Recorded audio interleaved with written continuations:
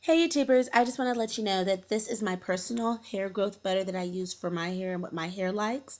So if you guys look to the left side of the screen, you'll see my hair after I moved. The stylist here used a lot of heat and gave me heat damage. So it's thin, you can see through the hair, you can see through and see the white shirt. On the right side, you see my hair after a year is a lot thicker, you can't see through my hair, and it's longer down to the top of my bra strap. So my hair liked this recipe a lot. I used to do it in the liquid form, which you'll notice in my sealing your hair with castor oil tutorial. And at this point, I've decided to add the shea butter to it because I like it in its thicker, creamier state. So originally I bought some hair growth butter a year ago, and I looked at the ingredients and I thought, oh, I can do this. So that's what I've done. You guys may need to tweak this recipe to fit your own hair because your hair may have its own needs. So you may have alopecia or dandruff issues. So feel free to tweak it and enjoy the video. Thanks. Hey YouTubers, I'm back. Today I'm going to be making my version of this Grow My Hair butter since I'm almost out of it, and it basically has a lot of ingredients in it that I love anyway, which is shea butter. It has organic mango butter, but I won't be using that. It has virgin olive oil, babasu oil, which I won't be using, or sweet almond because I'm out. But I'm going to make my own derivative of it. You guys could do the same thing. So the winter months are approaching, so I figured I may as well go ahead and try out my concoction and make sure I like it. Because I like to seal in the winter with a thicker based oil, which is usually shea butter. So anyway, I'm going to be using shea butter, olive oil, jojoba oil, coconut oil, of course castor oil, my favorite, grapeseed, and vitamin E oil, and then my essential oils. So anyway, stay tuned. Okay, you guys, so the first thing I'm going to do is take half this container of shea butter, and I only am doing it like this so you guys can see it. Okay, so that's half of it, and I'm going to put it in another container. So now it's in this container, and I'm basically just going to set this container into a boiling pot of water. So I'm just going to set it in there for a second, maybe like 30 seconds. And what this helps to do is it just helps to really melt whatever oil you have. I don't necessarily want to melt it all the way. I just want to get it soft enough so that when I blend it with the mixer, it will mix well. Yeah, it's already starting to melt. So this is, I'll show you the oils I'll be using today.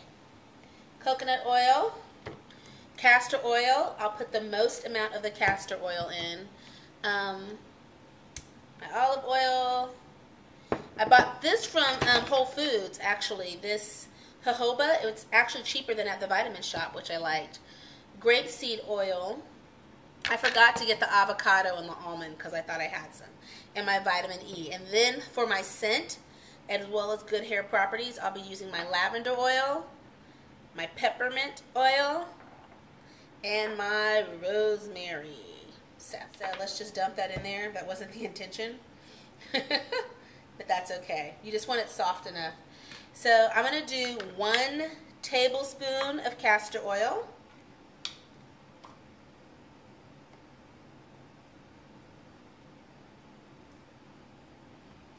You know what? I might do 1.5 because you know I'm a castor oil junkie. Okay. 1 teaspoon of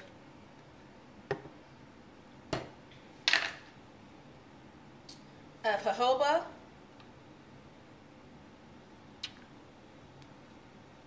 a teaspoon of olive,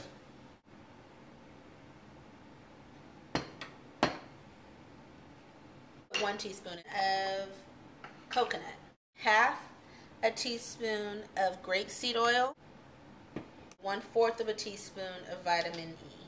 Does differ. So I'm going to blend it first and then add my fragrance second.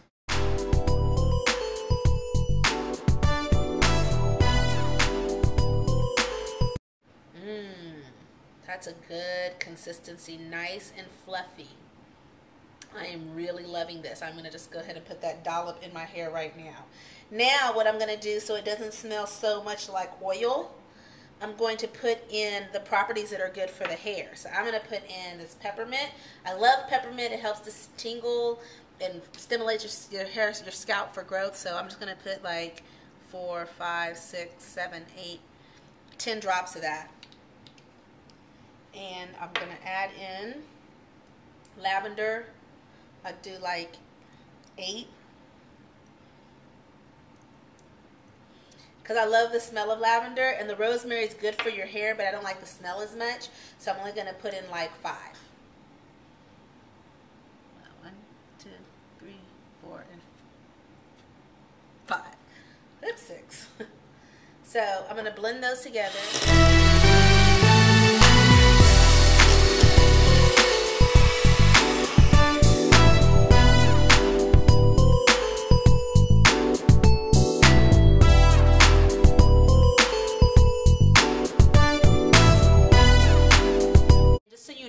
When you're whipping it, you want to kind of whip it a little bit longer because it makes it more fluffy.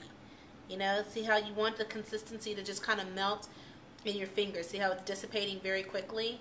You don't have to work hard to emulsify it. That's why I try to whip it for a long period of time. Also, it's important to know that, I'm just going to try to get all of this off. It's important to know that when you melt the butter, I mean not the butter, the shea butter, I guess it is butter. When you melt the shea butter, that you don't get any water in it. And it's important that you melt it the way I melted it, by just putting it in a container inside of boiling water, because that doesn't take the nutrients out of it. When you nuke it in the microwave, I've heard it kind of takes the nutrients. It's going to transfer it to your container. Do you see how dollopy it is? See how souffle light it is? I usually try to put it into an old, see how it's very lightweight, an old grease jar or something that that's bad for your hair that I have laying around, but I can't find any. I'm all messy. I hope that was helpful, you guys. I'm going to use this for my twist outs and my braid outs, and it's just nice to know I can put it on my hair and just constantly give my hair whatever nutrients I want it to have on a daily basis. And it's really quick and fast, and I love it. Peace out. Love ya. Mwah. Here's the final recipe, you guys. I added the sweet almond and avocado oils, and I definitely increased the essential oils, rosemary, lavender, and peppermint. Don't forget to rate and to please subscribe and let me know your thoughts.